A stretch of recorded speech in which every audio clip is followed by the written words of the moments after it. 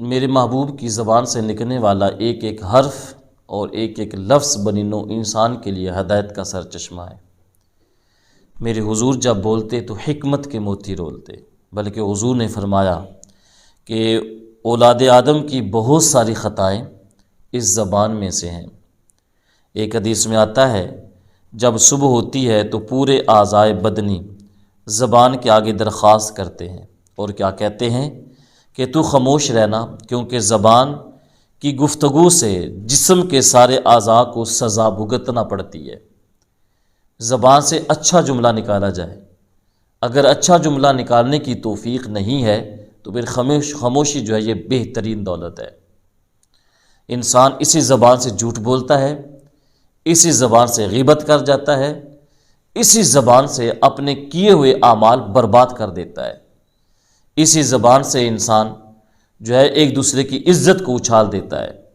تو کہا زبان جو ہے اس سے ہر وقت اچھی بات کہی جائے، زبان سے درود پڑھا جائے، زبان سے قرآن کی تلاوت کی جائے، زبان سے اچھی بات کہی جائے۔ اگر زبان سے بری بات نکلی تو پورے جسم کو اس کی سزا بھگتنا پڑے گی۔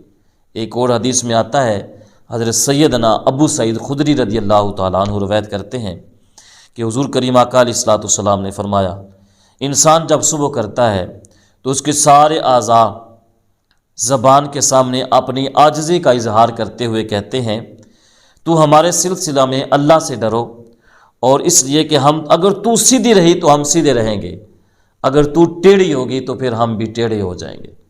تو اس لیے کہا کہ اپنی زبان کو ہر وقت سنبھال کر کے بولو، اور زبان سے جب بھی بولو تو اچھا جملہ بولو۔ ہمارے علماء فرماتے ہیں کہ حضور نبی اکرم صلی اللہ علیہ وآلہ وسلم نے فرمایا کہ جو خاموش ہو گیا وہ نجات پا گیا۔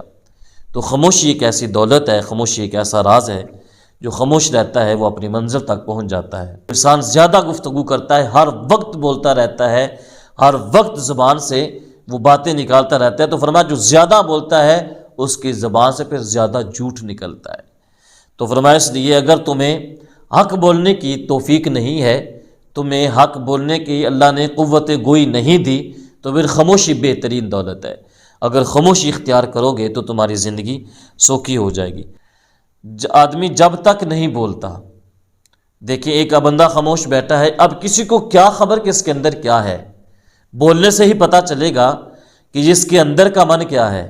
بعض بندے بہت جلدی میں ہوتے ہیں اور ان کے بولنے کا انداز ایسا ہوتا ہے کہ گفتگو کرتے کرتے وہ کبھی علماء کے اوپر، کبھی پیران طریقت کے اوپر، کبھی شیخان طریقت کے اوپر، کبھی کس کس کے اوپر جو ہے وہ بات اور تہمت لگا دیتے ہیں، انہیں پتہ ہی نہیں چلتا کہ ان زبان سے کس طرح کے جملے نکال رہے ہیں۔